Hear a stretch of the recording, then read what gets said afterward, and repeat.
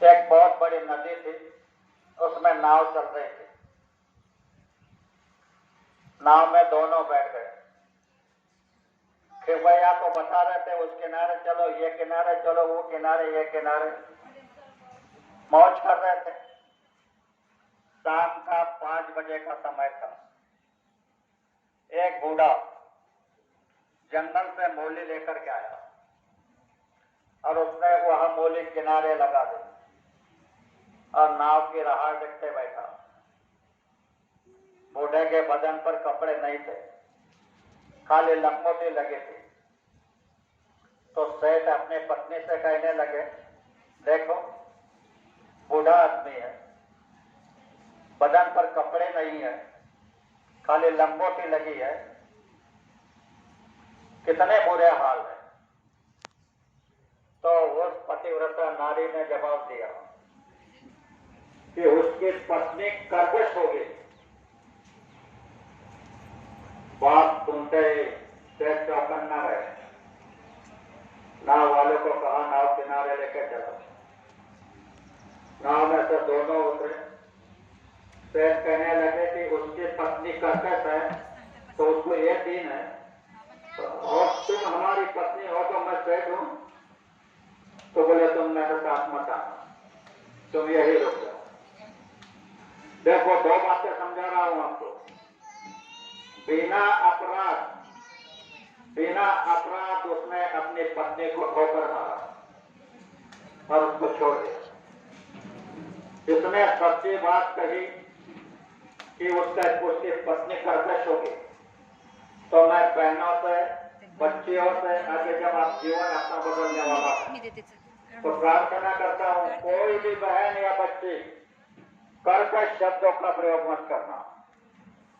जिसे तुम कैकसी कहती हो, कर्कश शब्दों का प्रयोग करेंगे तो तुम लाख रुपया पैसा कमा करके लाओ, इधर से आएगा इधर निकल जाएगा। और कोई भी भाई अपने पत्नी के बिना अपराध से अगर उसका त्याग करोगे तो उसका भी नतीजा मैं आगे सुनाता हूं। वहां लड़की यहां रुक गई, नाव उधर गई। वो बूढ़ा मूली रख करके आया, मूली से उतरा, नाव से उतरा, मूली उठाई, चलने लगा।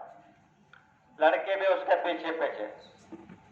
अब उसके सर पे बोझा था, उसने मुड़कर नहीं देखा, जाकर के अपने झोपड़ी पर जाकर के मूली को पटका और देखा कि एक लड़की आ रही है। पूछने लगा, बेटा अरे तुम कौन हो? कहने लगी, बाबा मेरा कोई नहीं, मैं अकेले हूं। तो बोले क्या चाहती है? बोले आपके साथ रहना चाहती हूं। तो मूली बेचने वाला बूढ़ा बता रहा है, ठीक है, तुम्हारी माँ है, तुम है और मैं, हो जाएगा गुजारा। लड़के वहां रहने लगे। पतिव्रता नारी के कदम उस झोपड़ी में गिरे तो उसी जंगल का राजा शिकार खेलने आया था, रास्ता भटक गया। सवेरे से रोटी नहीं थी, उसे झोपड़े से जाने लगा। लड़के ने देखा कोई भला आदमी है तो बूढ़े से कहा, बाबा इसको बुला लो और इनको हाथ पैर धोने पानी दो, मैं खाना बनाती हूं।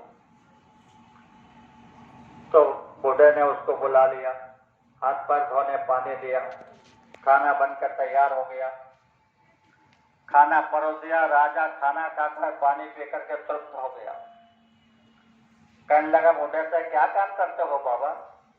तो बूढ़े ने कहा, क्या कहूं भाई, मूली लाता हूं, बेचता हूं, गुजारा करता हूं।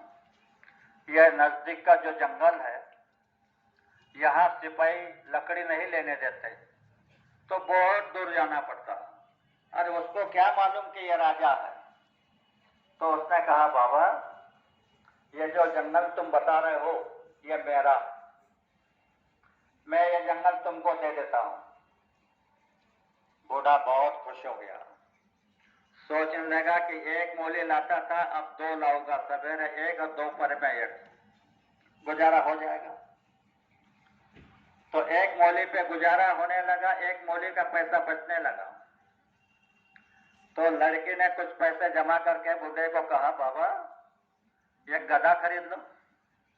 सर पर मौली लाने से गधे पे 2 मौली आएगी, 4 मौली दिन में आएगी।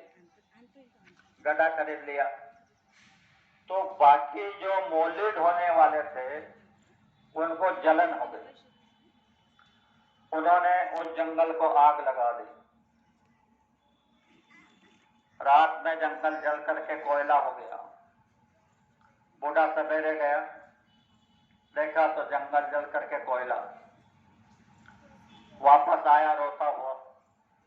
लड़के ने पूछा, बाबा क्यों रो रहे हो? बोले, बेटा सारा जंगल जल गया। बोले, कोयला तो होगा?